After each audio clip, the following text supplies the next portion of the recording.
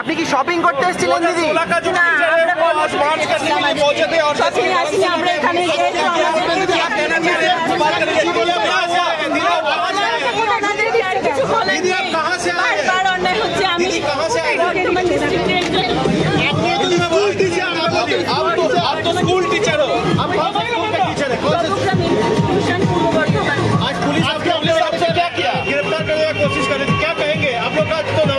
আপনারা আজকে টিচারদের জন্য প্রচুর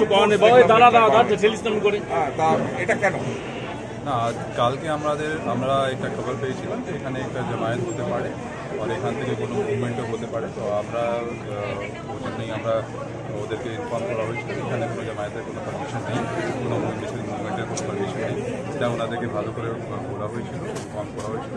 এখানে কিছু যেন আসবে ওটা নিয়ে আইনগত যে অ্যাকশন করা হবে।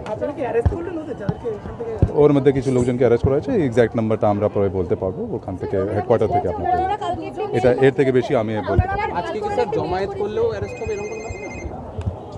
Thank you.